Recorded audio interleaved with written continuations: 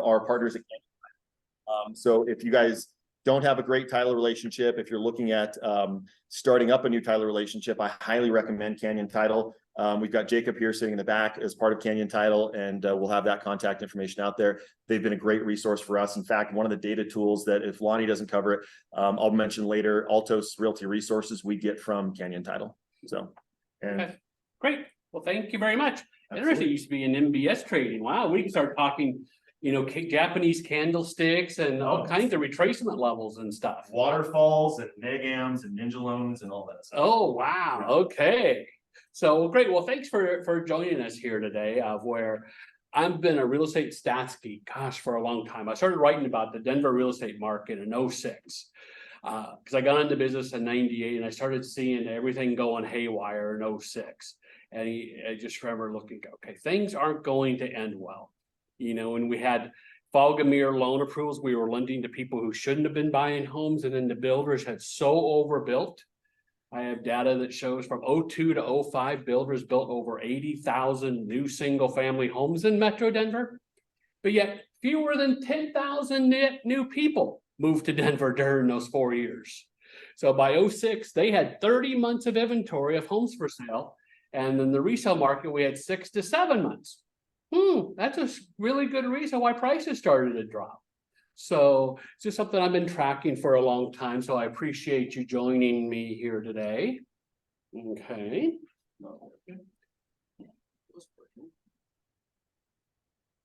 Sometimes once you make any changes, go ahead, keep going. There we go. Okay. So I'm a member of SMEDRA's stats committee. I think I joined in 17, early 18, something like that. And so I help. I'm one of their lead stats geeks. I'm one that really dives deep into the report on a monthly basis. So that's how Austin and I met, is through the stats committee. So we're going to go ahead and get started. I'm going to go through 9 key stats that I track every month to help make you as realtors a little bit wiser, a little bit smarter, because it can make a big difference. And I also know probably at least 90% of realtors, you suck at math. Okay, there's just no other way to put it. Most realtors are not good at math, which is why I'm in the mortgage business. Is I am great at math. I'm great at stats and stuff. So the first one, overreaching is just months of inventory. It's really the number 1 stat to track the health of a market. And, it's just basically you take the number of homes for sale at the end of the month, divided by, the number of homes that sold that month. So let's just say there was 6,000 homes for sale end of the month, 4,000 homes sold that month. That means your months of inventory is 1.5 months, 6,000 divided by 4,000. Okay. And just know this, we've been under 2 months since 13 for 10 years. And I still remember this back in early 14, I was teaching Your Castle's real estate trench class today with Charles Roberts, who was one of their founders. And we both were remarking, gosh, we ended the year in the last several months of 13 with less than 2 months of inventory, and going, how the heck did that happen? And is it possible for it to continue? And we both were like, no, inventory's got to increase. People have got to realize, wow, it's a great time to sell your home and stuff. But we were wrong back then. We've been under 2 months for 10 years now. And I will say this, I know NAR likes to say, that a balanced or normal market is 5 to 6 months of inventory. I really disagree with that. And here's why. I forgot to bring it with me. I have an old MLS book from 1974 that I got from a retired realtor that I used to work with. It's a beige book. It was about that thick. And back then, this is how homes were listed. Each page had 12 homes on it, small little black and white photo with codes and stuff, abbreviations. And I was told by realtors from back then that if you took this book outside the office, you could be executed, on the spot kind of thing. It was that serious. You had to keep the book or the books in the office. And your clients, your buyers or sellers to look at data had to come to you, had to come to your office to see homes for sale or what had sold to help them price their home. And so it was just so different back then, which made it slower. And of course, back then, real estate contracts were like a page or two.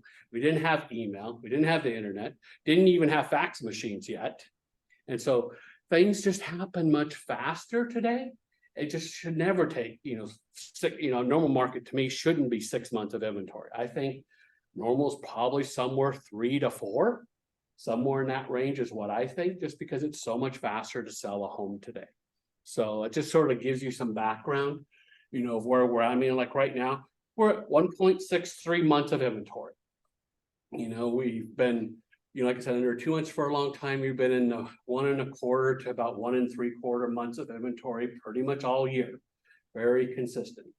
So during, the crazy times from, started about July of 2020 through last May, we were pretty much under 1 month of inventory all the time. Sometimes we were under half a month inventory. And mathematically, I was always like, how the heck can months of inventory be that dang low?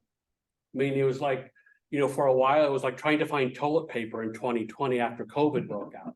That's how hard it was to find a home to buy. It was just crazy because months of inventory had dropped so much. And like, here's a chart that I have from First Alliance Title and Your Castle Real Estate. And it just shows you, okay, how many months of inventory we've had going back. This one goes back to 85. And you could see, one time when the real estate market dropped a little bit in price, it was 87 to 88. We had 10 months or more of inventory of homes for sale for 4 years. Then you can see months of inventory just started to plummet beginning in 1989 and 1990. And we spent much of the 90s under 4 months of inventory. We ended 99 and 2000 with like just barely over 2 months of inventory. And what people don't know or don't remember, we had bidding wars back then. In 99, end of 98, 99, and 2000.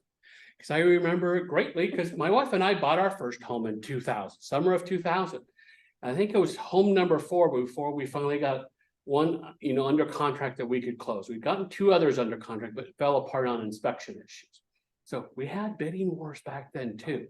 So it's happened before, and it seems like it always seems to happen once months of inventory gets down to around 2 months or lower. Then you can see here of how months of inventory started to rise. Like in 01, months of inventory really started to soar in the 4th quarter of 01.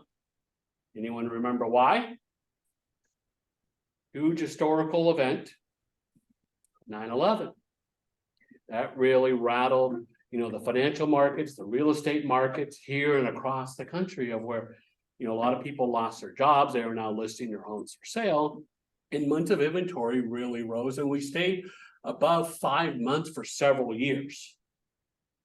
And so that was when we started seeing the market, take a downturn. And it was just amazing some of the stupid ass loans we used to do, back then.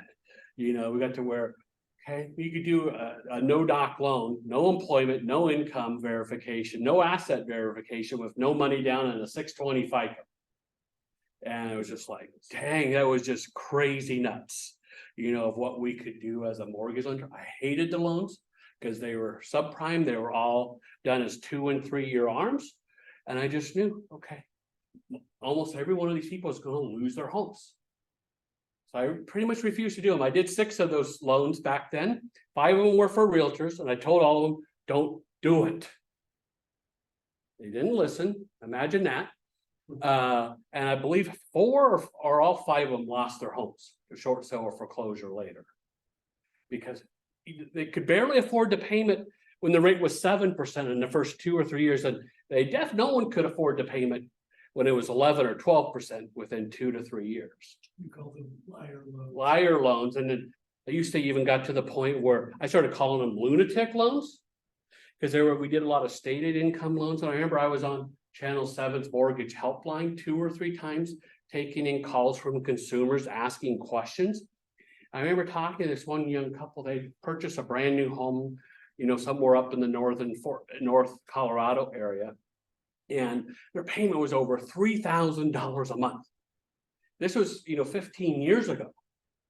And they were asking, they couldn't afford the payment. They didn't know what to do. And I started talking. Well, I remember both of them either work at Walmart or Target.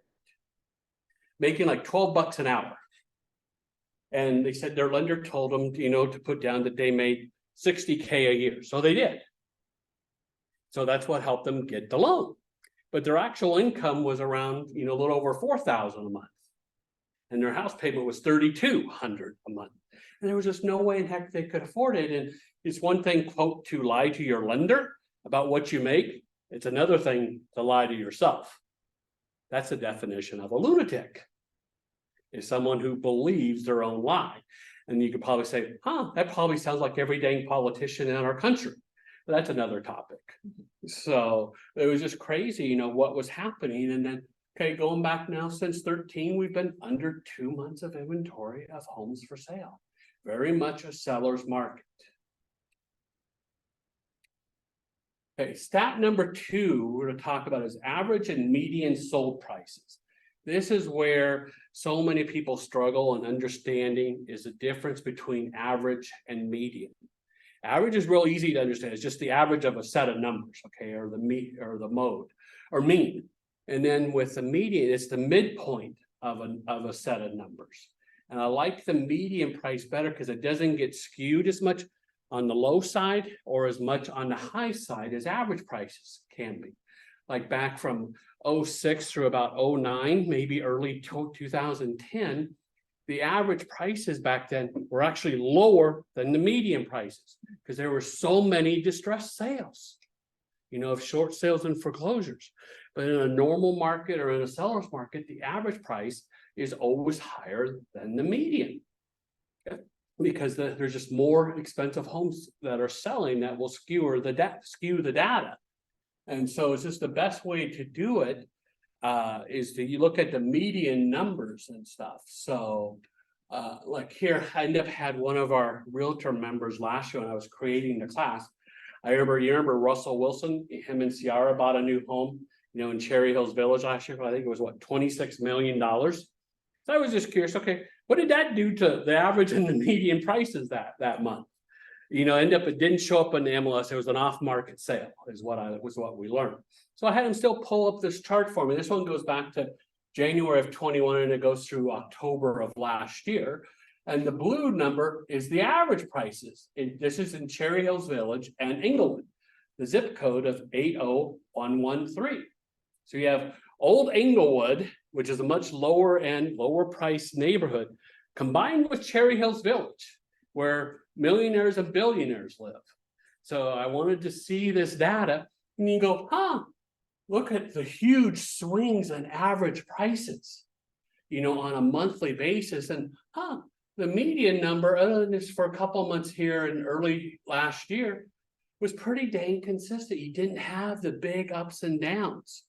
And so that's why I like the median number better than the average. Another area where we see this as well is in Highlands Ranch in 80126, because backcountry's there. Another area where, okay, the homes typically start at $1.5 to $2 million for a starter home. In backcountry, it can go up to several $1 million. We see this as well in the 80126 zip code. And so it's just a graphic illustration of why we prefer as the committee, and I really prefer as an individual, I like the median prices better. It's just hard with consumers because it's hard for them to understand unless they're an engineer. So often we use average prices because everyone can understand that. Median is just harder, more difficult for even consumers to understand, but it's really the best barometer of what's going on in the market. Okay. And I'll just cover a few things of, what, I've been doing of where normally we really follow the year over year price changes. This year's been a difficult year with that because 2021 and early 2022 were just so out of the box years. I mean, I started telling the stats committee at SMEDRA, God, year and a half ago, maybe longer. At some point in time, I just want to throw out this data. Basically from summer of 2020 through last spring. I would just love to throw out the data because it was a market we'll never see again. So it just has so skewered the data, in our perspective on our real estate market today. And so This year I've been focused a little more on the monthly price changes instead of the year-over-year price changes for that reason, because prices went up so dang fast.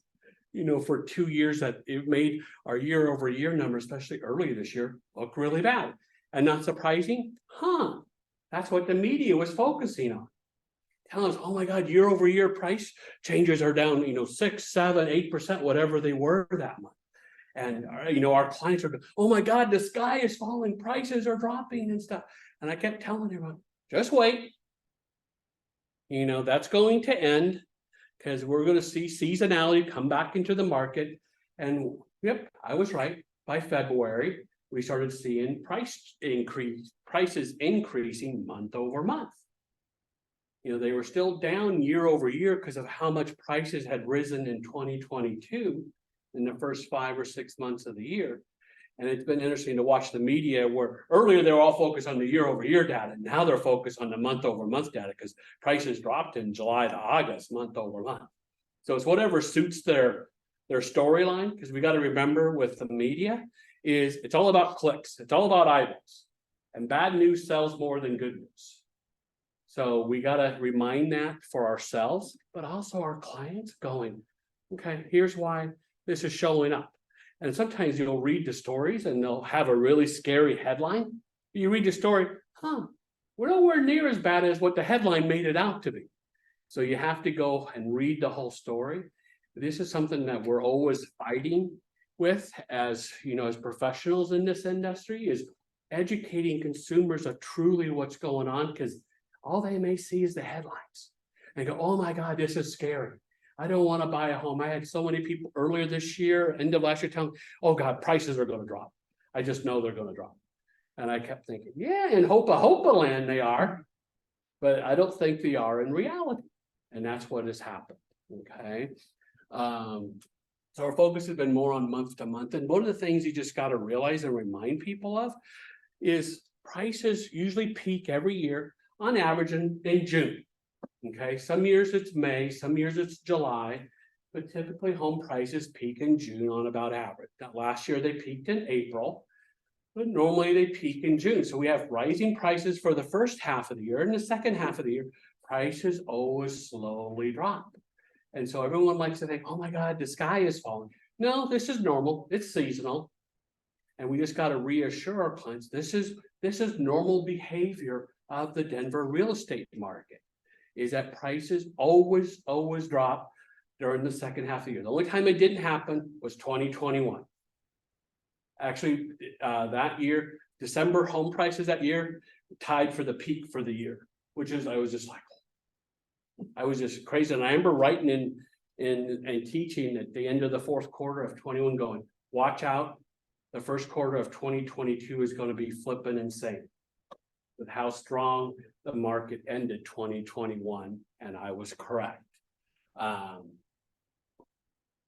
One thing to realize, if median sold prices are appreciating faster than the average, that really is a good sign for the markets. That tells me that the low to mid range is driving up or pushing prices up. When average price increases are more than the median price increases, that tells me it's more of the higher end or bigger homes, drawing up prices, which is what has been happening. We're seeing average prices increase more than median prices, and we really saw this in August. So hey, here's a chart showing median close prices month over month. And what you'll see here, down at the bottom, looking sideways, is the total median sold price for both attached and detached together. And I'm sorry, the numbers up above get really jumbled when RE Colorado puts them in together of attached and detached. So it's a little hard to read. Well, actually, attached is up here at the very top, and then the attached is there in the middle. And you can see, attached median sold prices have been incredibly stable for the last, year. And that was one of the things we saw as a committee last year. It's like, whereas median prices were dropping last year in the second half of the year, attached homes were absolutely completely stable. No changes for 3 or 4 months in a row, which was interesting, to us as a committee. And to me, I'm going, okay, and I think the reason why is there was more demand for attached homes because they're the most affordable housing type. So when affordability goes down, okay, home buyers are looking for a more affordable option, which is most likely condos and townhomes. So we saw that response into the numbers here with median prices.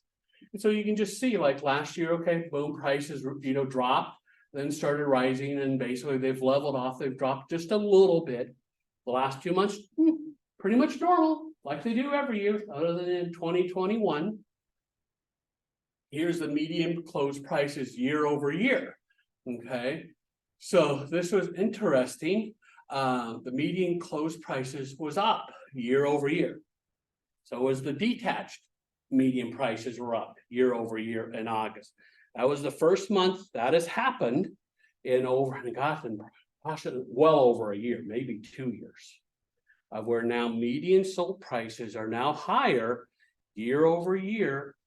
And so for the first time, because earlier this year they were down, 6-7% compared to the previous year.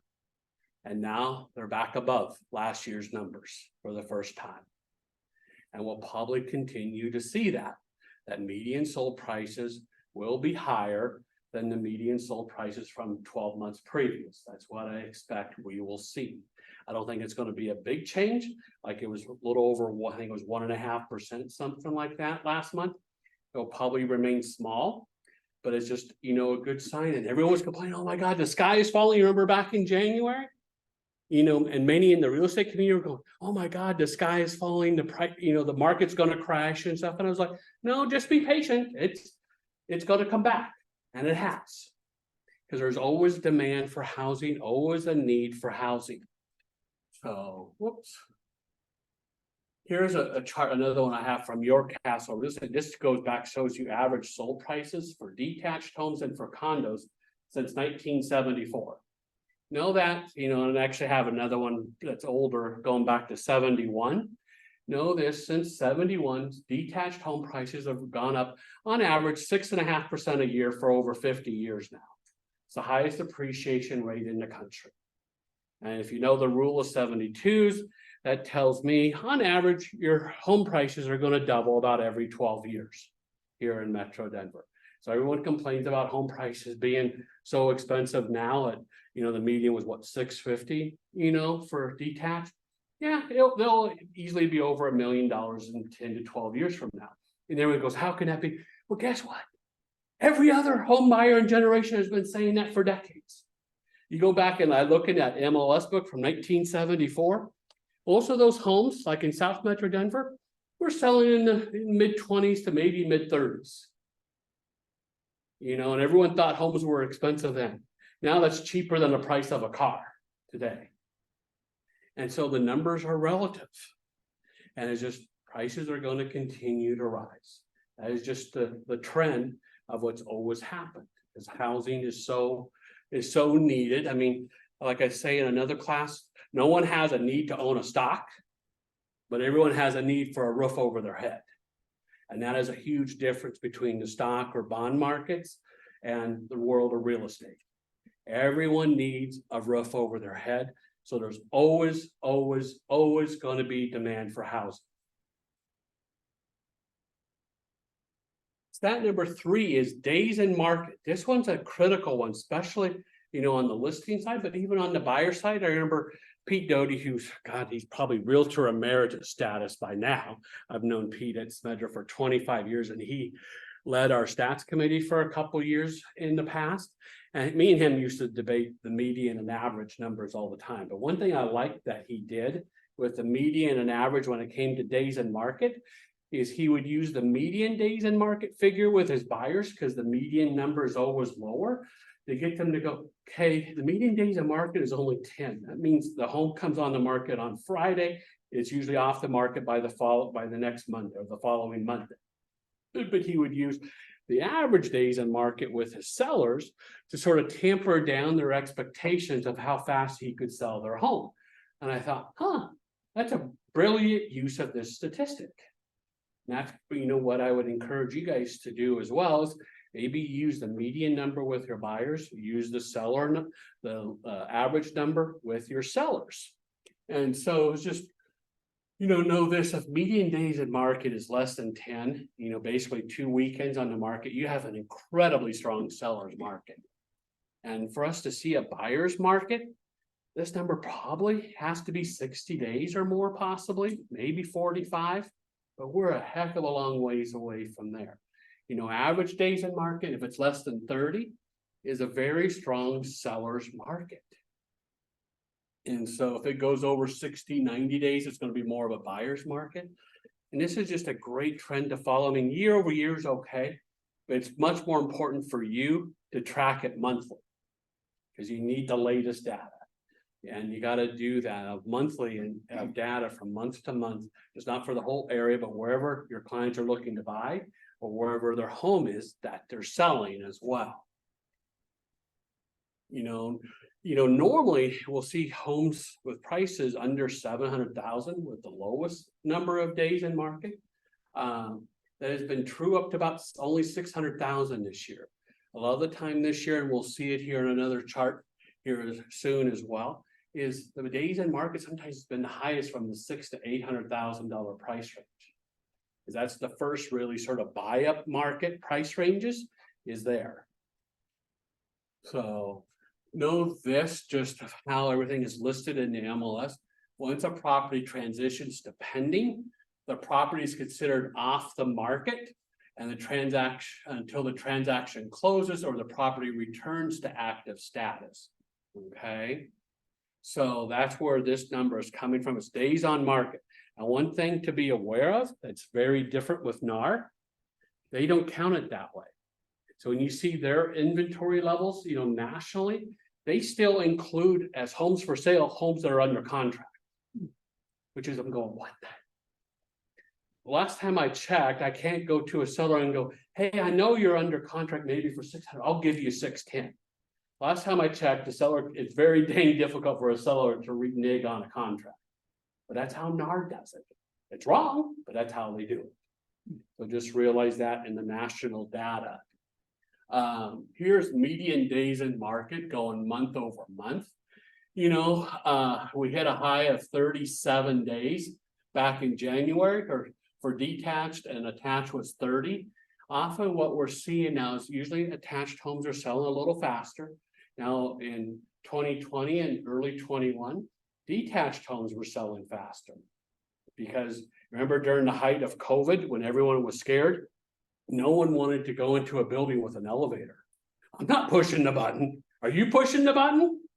You remember those days from 3+ years? Yeah, exactly. So attached homes become sort of a pariah in the market, and they took longer to sell back then, especially high-rise downtown. If it was just a 2-story condo or townhouse, not quite such a big deal, but still attached homes sold slower during the heights of COVID. But now here, okay, now this year you can see the median number dropped all the way down to 6 here in May, overall for the entire market. Here in August, it jumped back up from 9 to 12. And I go, okay, last August, it was 11. Okay.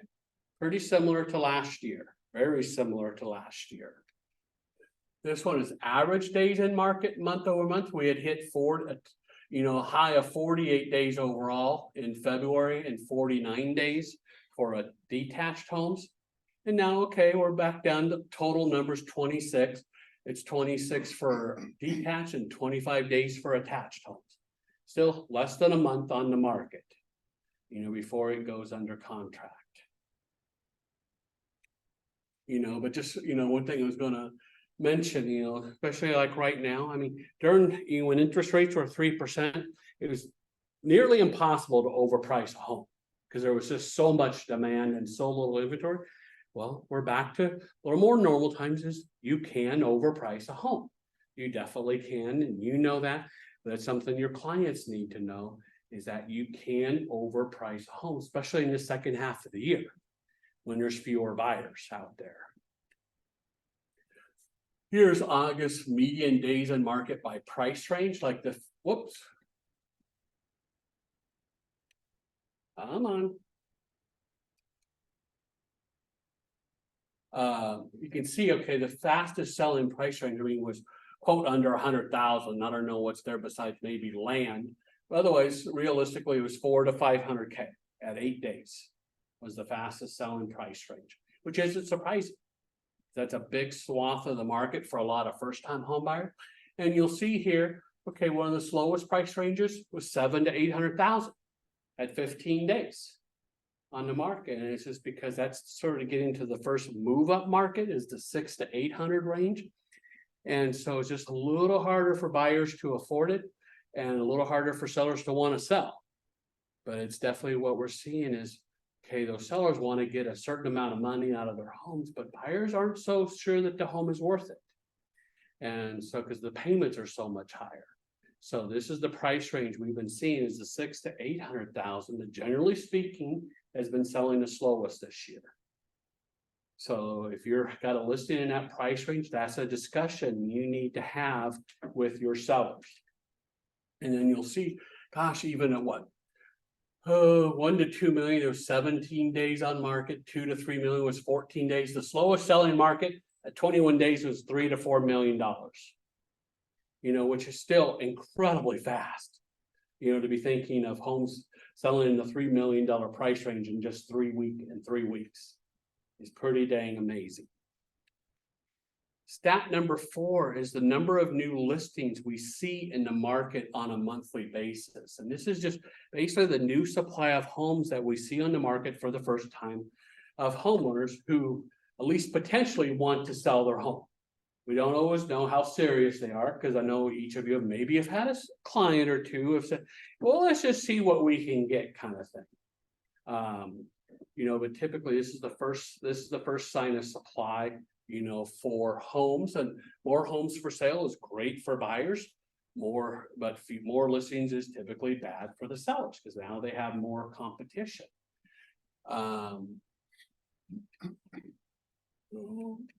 Okay, this one is number of new listings month over month. And it was interesting. This June was the first time we went over 5,000 new listings since February of last year. So like almost, you know, over almost a year and a half of where we were struggling getting new listings. Normally, you know, in the summer times, you know, late spring and summer, we'll see 6,000, maybe 7,000 new listings. Our peak this year was barely over 5,000. For the most part, for the last 6 months, we're running about 4,500 new listings per month is all. New listings year over year. Wow. They're down big, aren't they? Especially you go back to 19, the first bar, we're down, I think it was 28 or 29%. You know, and it just comes back to why don't we see more listings is, you know, what initially was called the lock-in effect, which is what I started calling it back in 18. I said back then, remember in 18, rates almost got to 5% that fall.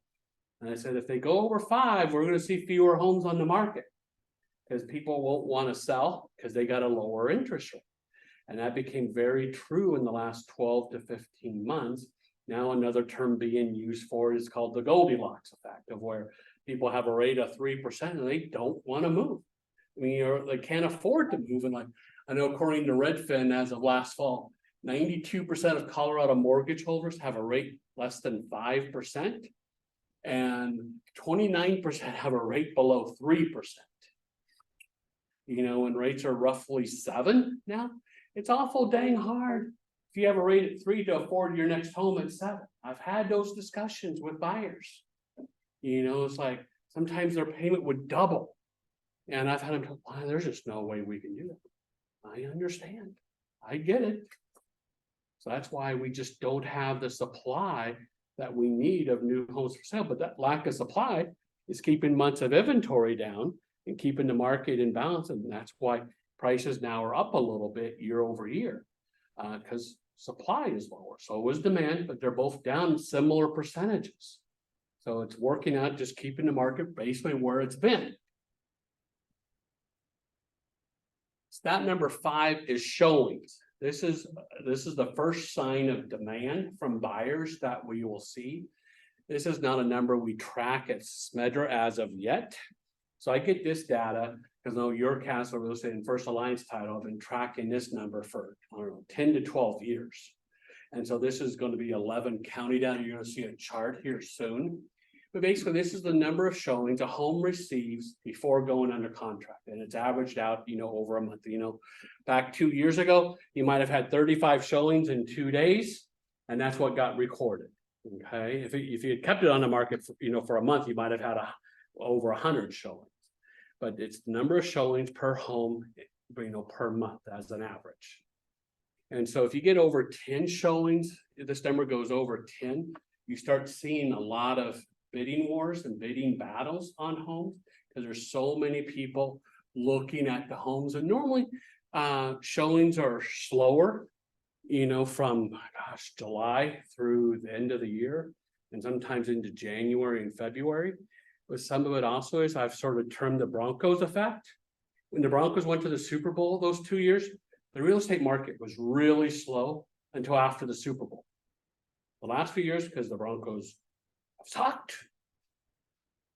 People are entering the market right away in early January, both, especially on the buy side of things. Okay, the Broncos season is over. What else are we going to do? Well, let's go start looking at homes. And so we start seeing more showings the last few years, even in January and February, but we often don't have the amount of new listings that we need for all those new buyers. And then, normally showings start to drop as we get into the later in the year, and if you have clients who are selling their home, if you can get over 10 showings, you probably got a good chance you're going to sell their home for a list price or higher. If you're only getting 3 or 4 showings in a month, you're probably going to be lucky to get list price. You might, but it may sell for less than list price. It's all about how many showings can you get on your listing, right away.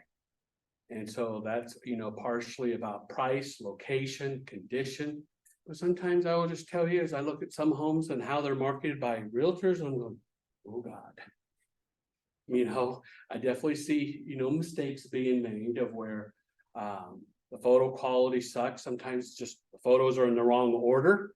Like I remember last year I had a client call me. He was selling his mom's home for her estate, and he had remodeled, he said about $100,000 remodeling the kitchen and all the bathrooms. And he asked me, well, why is it selling? So I went and looked at his listing and stuff. And it's like, well, the verbiage in the comments is all about this great new remodeled kitchen and bathrooms, but the first 8 photos were the exterior of the home, which was just okay. I said, reorder them, start putting, you can show one exterior photo in the beginning, but make the next 10, 15 photos, the kitchen and the bathrooms. And he's like, oh, why didn't my realtor think of that? Well, I don't know. But I know that helped him sell the house much faster, just reordering the photos and sometimes having the right, photographer and everything for you. Here's the chart from First Alliance Title, where here you'll see this is August, the number of showings per month. And you can see pretty much every year showings drop as we get into the summer, late summer and fall. But what's amazing, okay, we had 6.5 showings per home per month last month. Last year was 6.4 for reference. 2019 before COVID was 5.5. So we actually had more showings in the month of August this year than we did 4 years ago. Now, it probably doesn't feel that way because we have these 2 years in our memory bank. And so do our clients. They've heard the stories of how many showings people's homes were getting, how many offers were getting. Well, the market's different now, but still, there's still a good amount of showings out there. You just got to take advantage of it. And I know it's really hard for some of your listings for clients with little kids and stuff, but you got to really encourage, we got to do everything you can because every showing matters. We got to make sure the house looks perfect. That means cleaning up after, what do you do with the pets? That's a whole other story, as well. But we got to make every showing count because it matters. It deeply matters. Your home's got to look its best whenever someone comes to look at it. Stat number 6 is pendings. This is, what we used to call under contracts. The name got changed in the last couple of years, depending to where this is the second sign of buyer demand is when they write a contract on a home. And so this is a great number for us to follow. There should always be more pendings than closings. Usually it's 10 to 20% more pendings than closings, just because some homes always fall out of contract. Often because of inspection items. But there's always a fallout rate with going from pendings to closings. And there should be more homes for sale than there are pendings, and there is right now. But okay, there was a time where that wasn't the case. It's a great number to really track on a monthly basis. Annual basis is sort of nice for a comparison, but the monthly data here is what's so important for you as you work with both buyers and sellers. Is how many pendings do we have, out there? And the year over year provides some context, but it's the monthly data that's important. And this is where, especially as the market slows down, the home that you may be listed a home for $599. If you had listed it in April, the sellers might have gotten $625 for it. The market is slower right now, and so what you really need to go do is you list a home for sale is contact the agents who have homes that are in pending status nearby, and doing everything you can to get as much data from them, as legally possible. And that's where I encourage you as realtors as well, to share, what's going on as much as possible based on your agreement with your sellers. But this is valuable data because that home may have sold for $625 in June, but it's probably not going to sell for that today. What's going on in the market right now? You may find out, we got two pendings. One's $595, another one is $609. Okay. And so that can help you of how to price the home currently, because you're probably not going to get to $625 from when the home went under contract in May and closed in June. So you got to find out what's going on that's under contract right now, because that's the best data you can find when it comes to listings and the price you need to list a home for, and the discussion you need to have with your home sellers. And I think a lot of it is what I've seen and experienced from you as realtors. And I used to hire Bruce Gardner to come teach classes for me for you as realtors for many years. And he and I were both always surprised by this. One question I always ask every one of my buyers, is if everything worked out perfectly for you, when would you like to be moved by into your new home?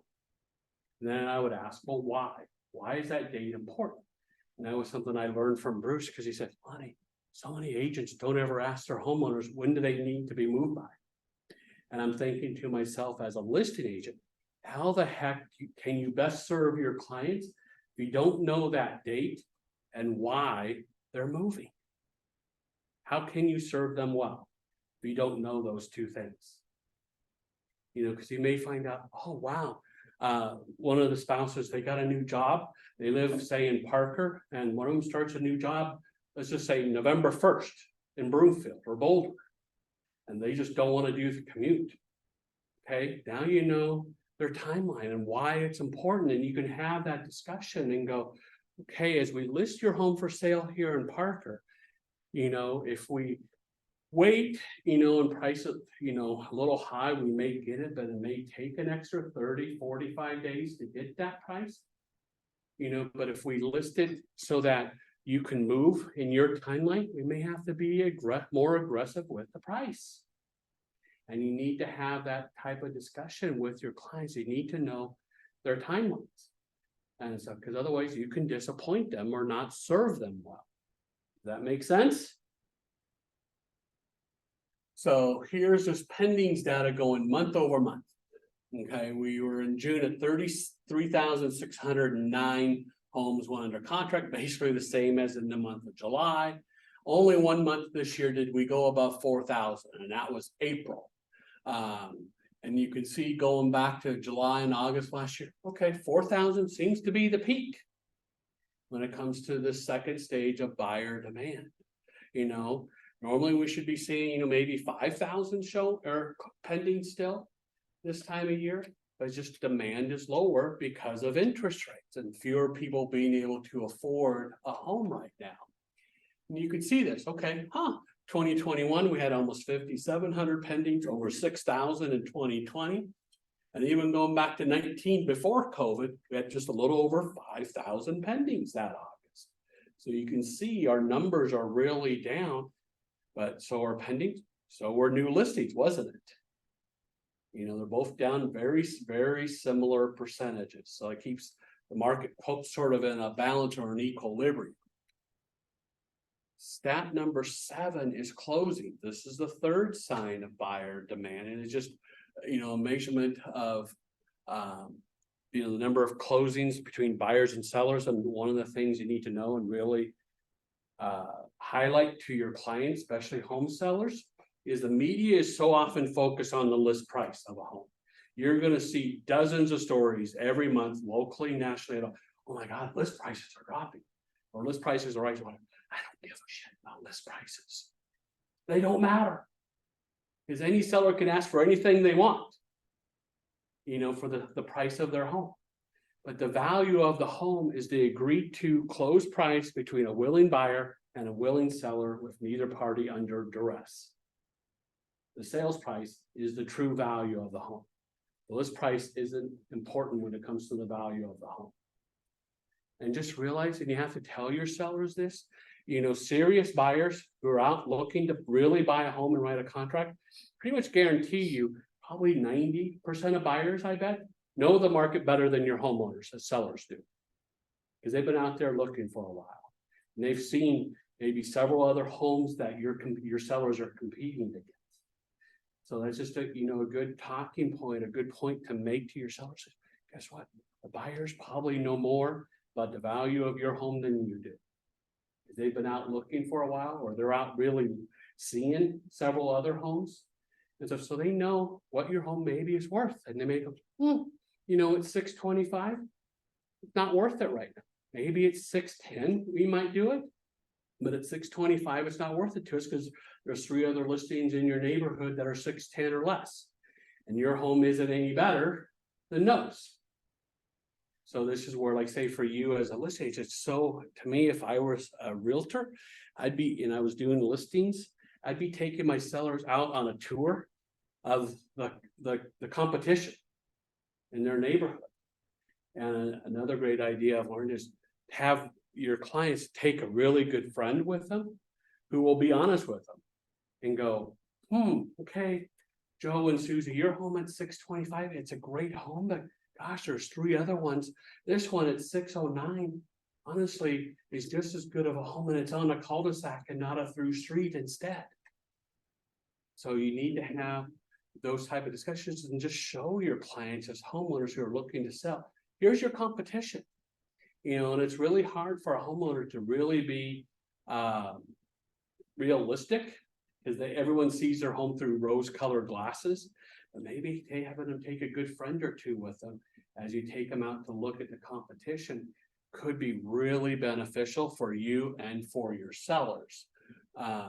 Just know this number of closings is always the lowest, November through February, pretty much every year. Normally peak in May or June, sometimes July. And then after June or July, the number of closings always starts to drop. That is just normal. And so this is where so often here in Denver, so many homeowners think it's summer selling season. Nope. It's the spring selling season.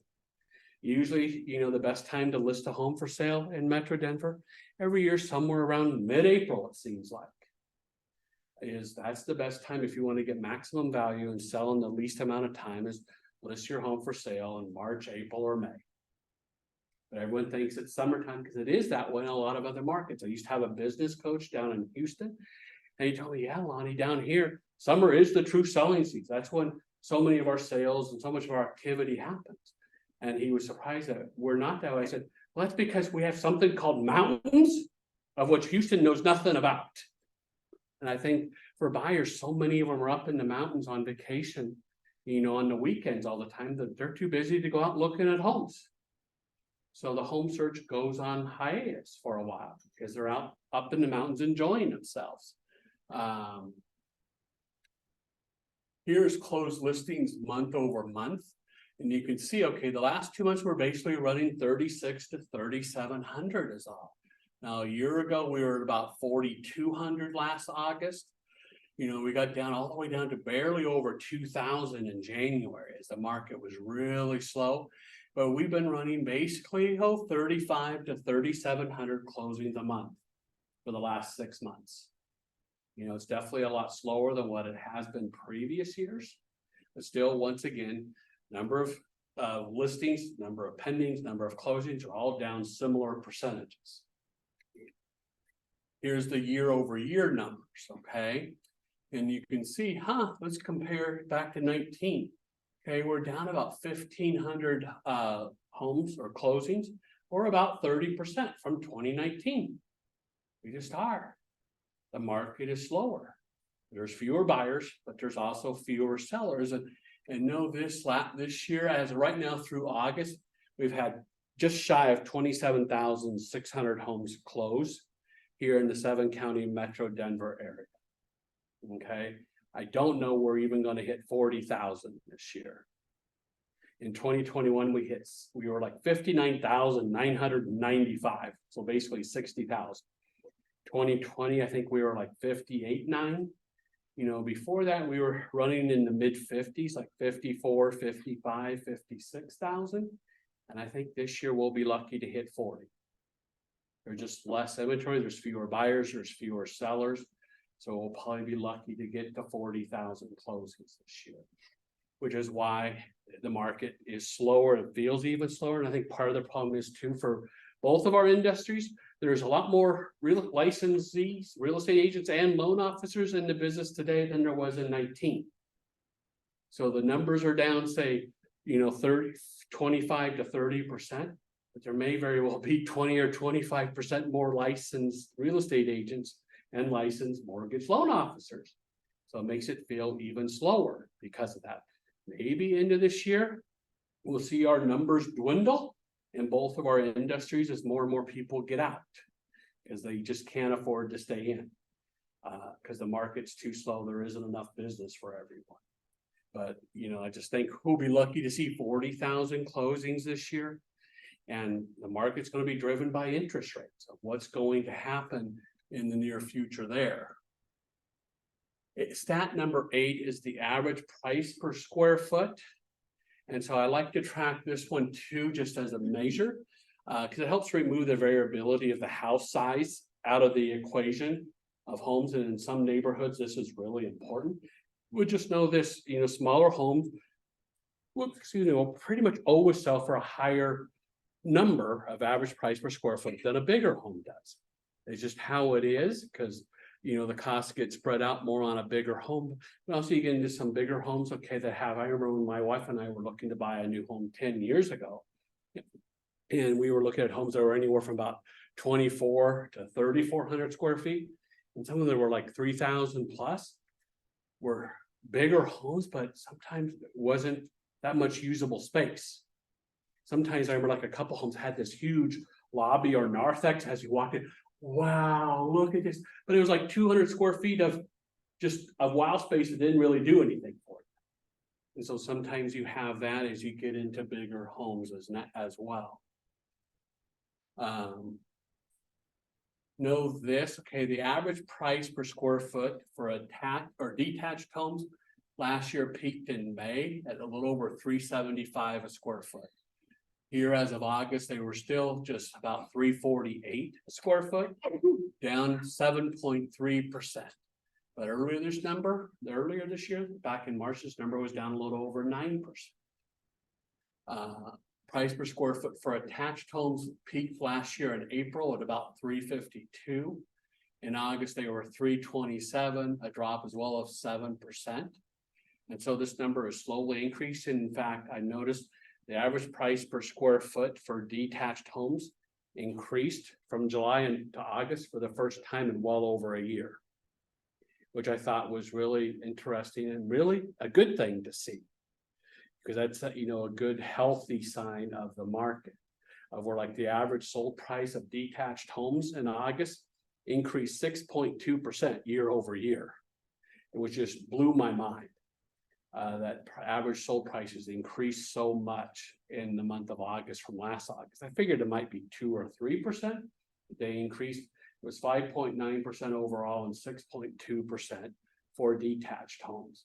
It was good to see the average sold price per square foot finally starting to increase, which was a good sign.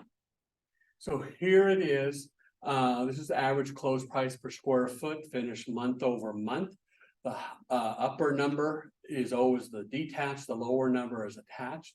And it's been amazing how over the last 3 or 4 years, how much closer those two numbers are getting than what they used to be. And I think it's just a sign of there's just greater demand for attached housing because they're the most affordable type of housing for a lot of buyers.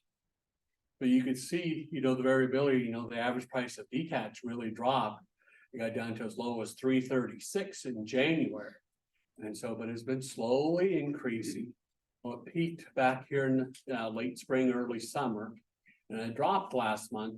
At least it was up year over year. And here's the year over year numbers, okay, of where, the average price per square foot on detached was $347.86. Last year was $342.01. So you can see for yourself that the average price per square foot on a detached home increased, and so did attached. The attached was $333, up from $324. So, but what's amazing, you start to look back, the numbers are starting to get a little closer together as we go over time. The last one, this one may be the best number for each of you to track right now. It's the average close to original list price ratio. So this is just a great stat to follow, especially with your sellers right now. This number is critical for you to follow and to understand. It measures the original list price of the home versus the actual sold price. Now, the sold price does not include concessions. It'd be too much math. You'd have to create separate Excel, have RE Colorado create separate Excel spreadsheets here for us to do all that. So let's just say the home is listed for sale for $500, sells for $510. Okay, its average close to original list price ratio is 102%. Is it sold for 2% above list? Now, if you do it the other way, let's just say it's listed for $500 and ultimately sells for $480.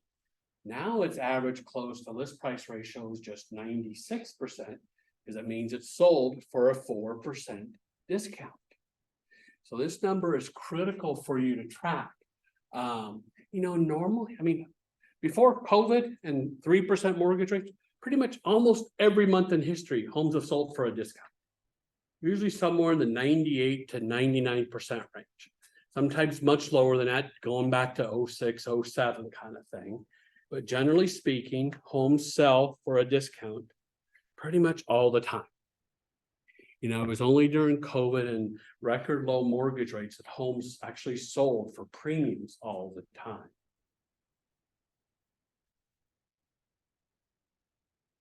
If your number of showings is low, you almost certainly will not have a bidding war.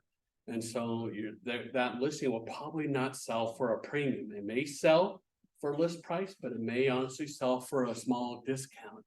And as a stats committee, we track both the average and the median number of this. And I'm going to show them both to you here in a minute. Okay. And just realize, like right now, and this is pretty, normal, is the average close to original list price ratio is lower than the median, which tells me, like, when the median is higher, that means that's the midpoint and stuff. When the average is lower, that tells me, well, at least more than 50% of the homes that sold needed a bigger discount than the median to sell. So this is why it's so important to have that discussion with your clients that, okay, if we don't list it price-wise appropriately, not only will it stay on the market longer, you may end up selling it at a discount, and an even bigger discount than what you would otherwise. And it goes back to how quickly do your clients want to sell, and it's a great leading indicator for home values, as well. And I like to, because this is a hard number for consumers to understand, so I prefer to reverse the number. And instead talk about, here was the average price discount last month, on homes. Because it's much easier for our clients, both buyers and sellers, to understand. It's like, say, here was the average close to original list price ratio. This goes month over month. Last month, I think it was, what was it? In total, I think it was like about 98%. So homes sold for about a 2% discount on average in the month of August. And you could see, okay, it actually got up to a total of, what was it, 99.5% or so back in May, where the homes were selling for about a 0.5% discount was all. If you go back to January, holy cow, they got down to, the homes were selling for a 5.5% discount, detached was selling for a 6% discount, and attached were selling for a 4% discount. And this is why, look at this. If you have buyers looking for a discount, the 3 best months were November, December, January, which is pretty much how it is every year. So if you have buyers who is just like, man, we want a deal. Okay, these are the 3 months you need to buy your home. And I can tell you what they're going to say. Oh man, it's the holidays. We really don't want to be out looking at homes or even moving. Well, you said you wanted a deal. What's more important to you? Because this is when you're going to get a deal. Is in the winter months. You wait a little bit, okay, even by March, okay, the average price discount was now down to like 2%. Instead of being 5.5% 2 months earlier. You lost over half of your discount or half of your deal. Is it worth waiting? Here's the average close to original list price ratio year over year. Yeah, so the average discount last month was 2.2%. Last year was 2.6, and you go back to August 2019, 97.6 or 2.4%. So homes are selling for slightly less discount today than they did 4 years ago. It tells me, okay, the market's about the same as it was in 2019. Now here's the median. The discount hit a high of 4.2% in January. Last month, it was what it was 1% was the discount and stuff in total, because the median price discount on a detached was 1.6%. On attached, it was just 0.6%. You combine them, it was a 1% discount overall.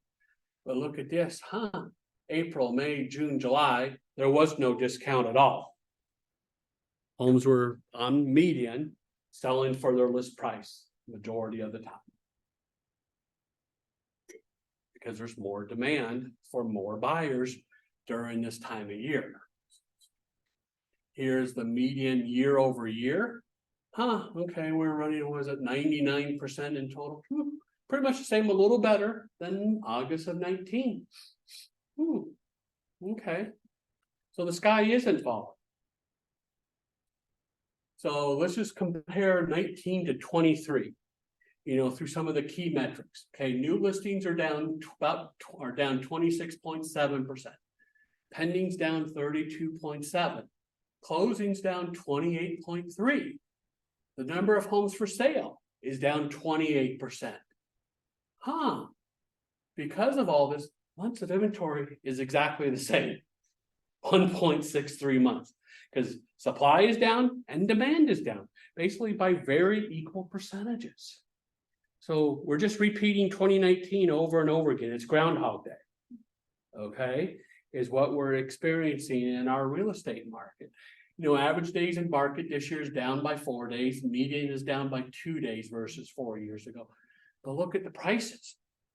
Average close prices are up 44%. Median close prices are up 38%. Holy cow. And the average close to original list price ratios 4 years ago was 99.2. It's now 97.8. The median went up from 98.6 4 years ago to 99%. Okay. So it was interesting, back 4 years ago, the discount was lower on average than it was on the median. I'm like, That's, a really unusual, statistic, because normally it's gonna be the other way.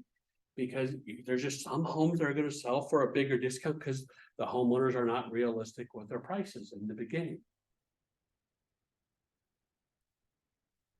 Sometimes the year over year comparisons are better, but often, like in a market that's changing, especially from last year, the month over month comparisons are better, especially when you're working with a specific buyer or a specific seller and diving deep into the data into specific neighborhoods, and just realize, if it changes over 10%, that's a pretty sizable difference, especially when it's month over month. But a change of 3-4% can almost be a rounding error. Okay, it's not a big deal to see, oh my gosh, the number of listings went up 3% last month. Okay, not a big deal, for 1 month. Now, if it happens 4 or 5 months in a row, then it starts to be a bigger deal, because then all of a sudden now they're up 20% over the last 5 months.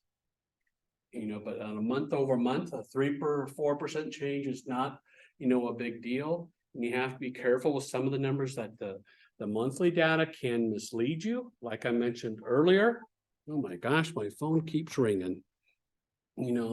Last year, one of the things that we had seen is in the last 6 months of the year last year, detached home prices were dropping and attached were flat or stable pretty much every month. I think it was like 415 or something like that, pretty much for 3-4 months in a row. Another month was like 413, 416, so incredibly stable. So it was interesting to see that last year. This is just, basically in closing, it's just a reminder about seasonality, especially when it comes to prices. Okay, prices always peak in the summer, late spring and summer, and drop throughout the rest of the year. And that's what's happening again this year. Going, okay, nothing surprising, really nothing to see here. The media is making a big deal out of it, because bad news sells. So they're trying to scare our clients, scare our consumers, and you just gotta realize, okay, this data, it doesn't give us a crystal ball of what's going to happen, but it can give us signs and trends of what's going on and maybe what to expect, in the near future of what's happening in our real estate market, especially, right now. My favorite stat's the last one, the average and median close to original list price ratio. That is such a, to me, on-spot indicator of where prices are at right now. And so that's the number one stat I follow, especially right now. General market, it's months of inventory, but if you want to get down into the weeds, it's the average and median close to original list price ratio. That's where you need to go deep, into a neighborhood and go, okay, this is what's going on. Because there are neighborhoods, I guarantee you, that are selling for a premium still.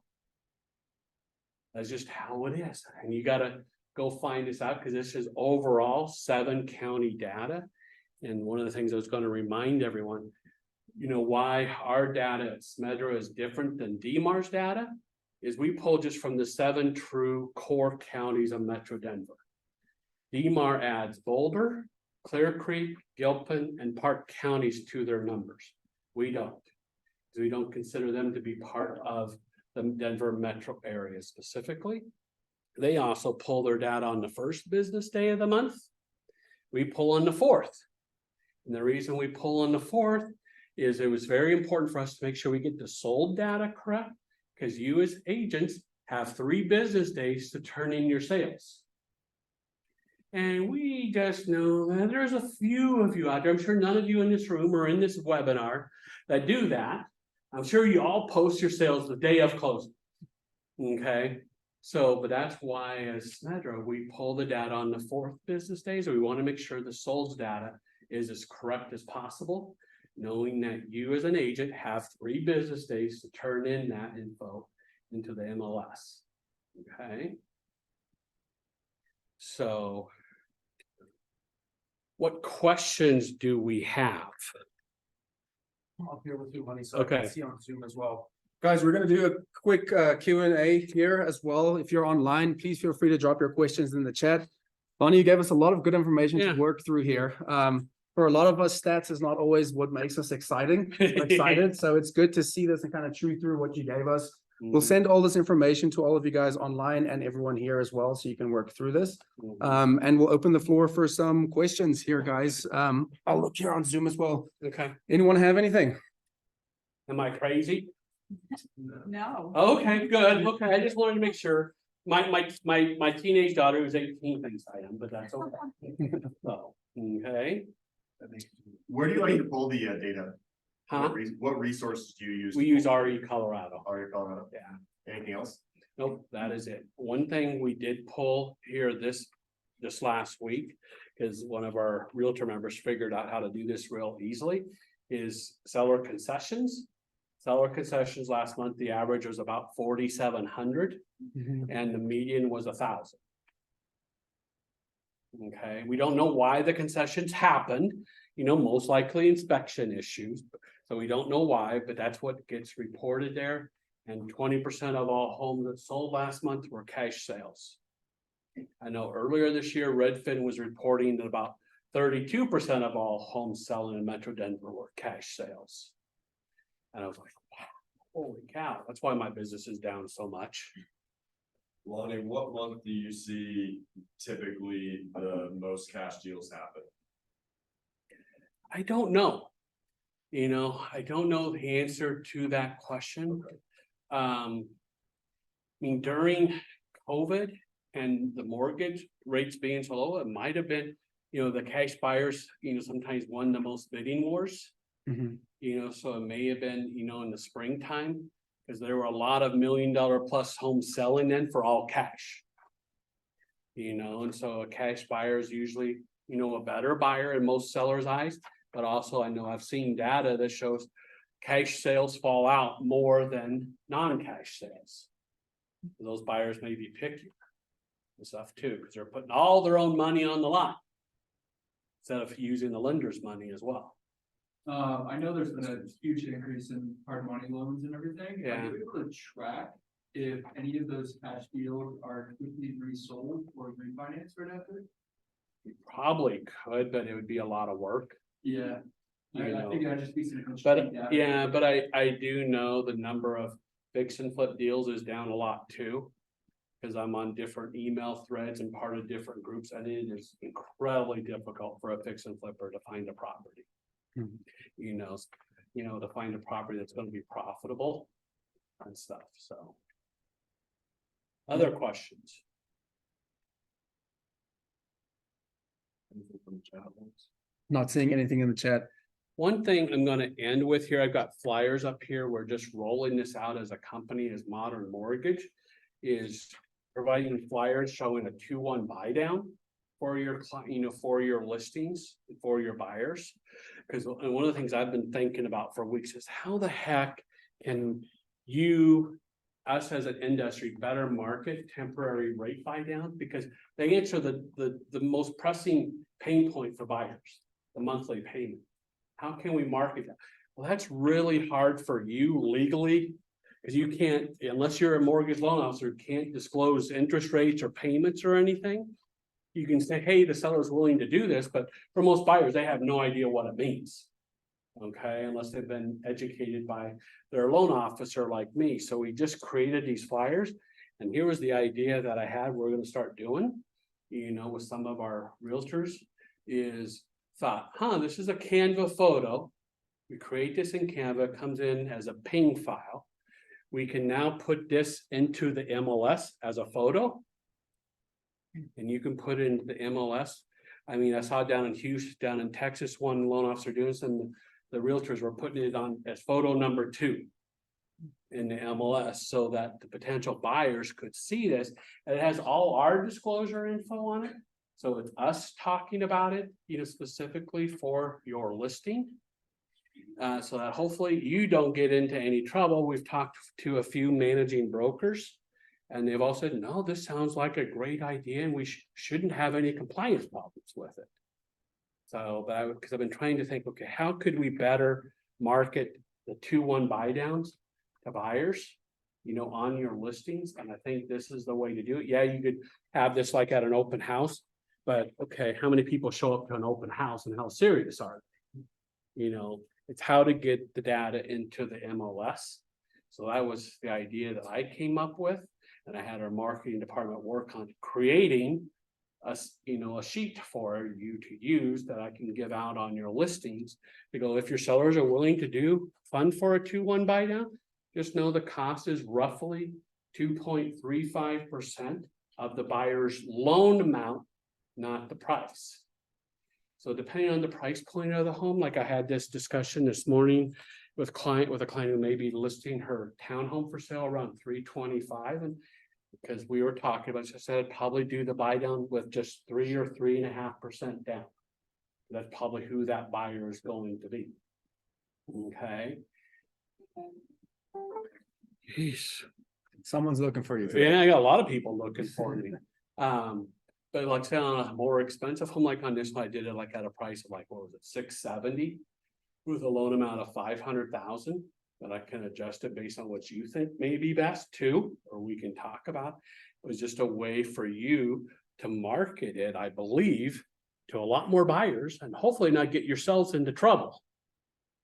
So. Yeah, 2-1 buy downs are likely why the discrepancy between the average concession and the median concession are so much different, because I've done a handful of 2-1 buy downs where the seller is contributing $22,000. Yeah, that makes a huge difference, right? Yeah, I was surprised. I had clients get under contract this weekend on a home at 475 up in Thornton. And they initially offered, I think, 470 wanting to buy down. And that they agreed at the list price of 475, but it was brand new listing. And I was surprised because the cost is about $11,000.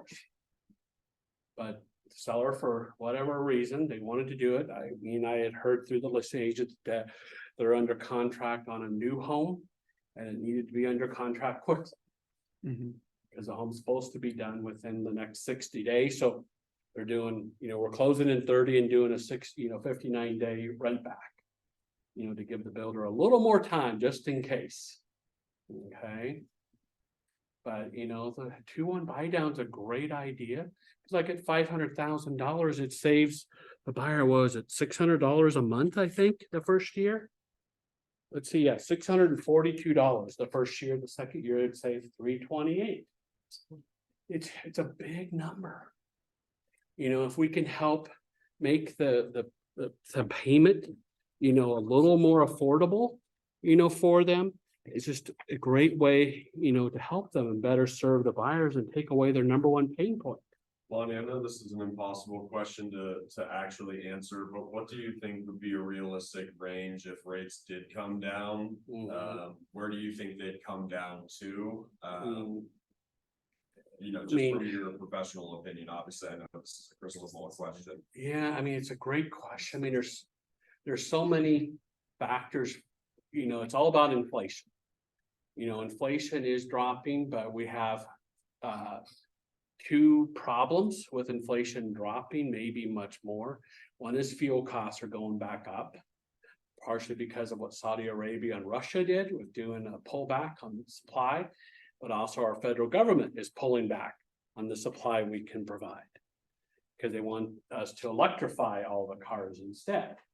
Well, that's causing oil and gas prices to rise, which is going to cause overall inflation to rise. Now, the Fed watches the core number, which excludes food and energy.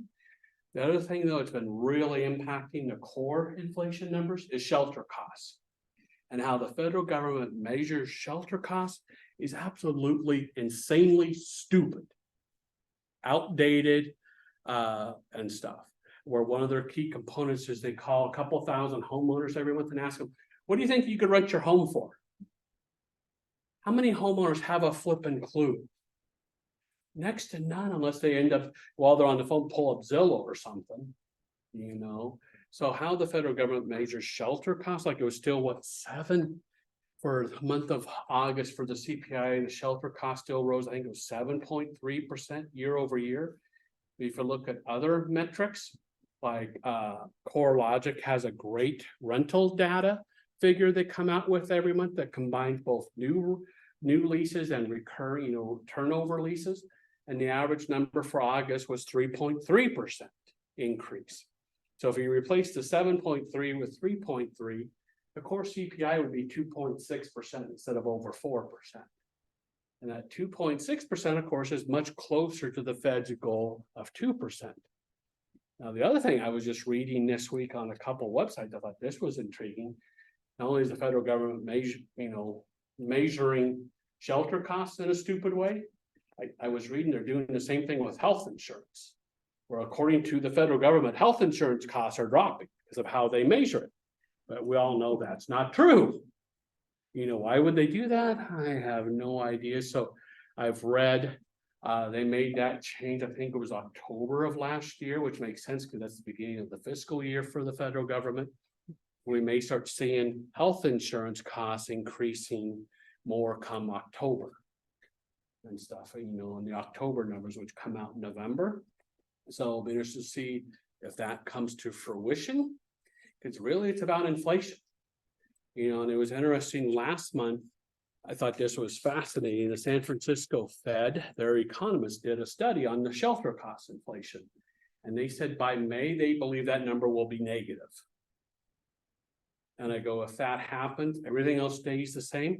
Okay, core inflation is going to be 2% or less by May. If nothing else changes. And that would mean, I would think rates would be down into the low 5s by then.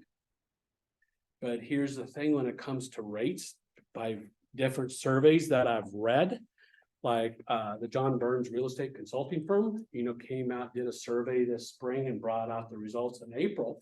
They were asking, people who really want to buy a home right now, what's it going to take rate-wise to get them back into the market? 71% of them said the rates have to be below 5.5%. Then in June, Redfin, through I think it's Qualtronics Research, did a survey of homeowners who are thinking about selling their home. What rate do you need to see to get you to more strongly consider selling your home? Okay, to see, it was 27% would strongly consider, more likely to consider selling their home if rates drop below 5%. And then it was 49% if rates drop below 4%. So we're not going to see, what I worry about is we're probably going to see buyers come back to the market much sooner than sellers. So if you have buyers who are waiting to buy until rates are under 5.5%, guess what? So is everyone else. And we may see a huge increase of the number of buyers by 30, 40, 50%, but the number of new listings may increase very little, maybe 10%. That's what happens when demand exceeds supply. Prices rise. So your clients, your buyers are waiting to buy until rates really drop. They may end up paying more. Why not buy today when prices are a little lower, then refinance when rates drop? Marry the home, date the rate. Like I have to tell them, okay, there's no guarantees you're going to get to refinance. Because, sometimes, a lot of times when rates drop, it's because of recession. Now, if you lose your job, you're not going to be able to refinance. So there's no guarantees there, but there's a great chance. So why pay more for your home later just to get a lower rate when you can pay less today and get a lower rate later? Do the best of both worlds and buy today. Especially knowing, I think that there are so many buyers expecting with the election year next year. Mm-hmm. And historically speaking, how interest rates are affected Mm-hmm. in those years. There's a lot of them waiting to get back in, and just like you said, then that many people will jump back in. Yeah, I just think we're not going to see, if it's true, 49% of homeowners won't return to the market as a seller till rates drop below 4%. We may never see those sellers, because I don't know that rates will ever get below 4% again over the next 10, 15 years. I just don't see it happen. As I tell my buyers, the 2s and 3s are gone, forget it. I think as low as rates may ever go, and then you say in the next 5 to 10 years, maybe 4.5, 4 3/4. I just don't see them going much lower. Hopefully he'll start to drop soon. It'll be interesting to hear, Fed Chairman Powell speaking right now. Yeah. And it'll be interesting to see what he says. It was expected the Fed wasn't going, they were going to leave rates untouched today. But it was going to be interesting to hear what he says. and what their quarterly dot plot graph shows for rates. Because once a quarter, they ask all the members of the Fed to predict where they think short-term rates are gonna be over the next, 3 months to 3 years. Care less about data over, your predictions over a year out, but the market really cares about, okay, what are the Fed members thinking, or say rates are gonna be in 3 months in December? And if that shows rates are gonna be, say, the same as they are today, I think we could see mortgage rates start to drop, because that would mean, okay, maybe the Fed is done raising short-term rates. And then we could start seeing a bond rally for treasuries and mortgage bonds. That's what I'm hoping. And that's where rates come. Yeah, and rates will come down, I'm hoping. So, Yeah. okay. For sure. Well, guys, we are at 12:30. I want to be respectful of everyone's time. Lonnie, thank you so much. You did Yeah. give us a lot of information. Appreciate Okay, it. Good. I wanted to say thanks to Steven, Austin, as well as Jacob for setting this all up today. Yeah. And we'll send a survey out to everyone here as well to just answer a few short questions. And we'll send everything out that we discussed here today. Okay. All right. Great. Thanks, guys. Thanks, Okay, everyone thank- online. Yeah, thank, Yes, thank you. yeah.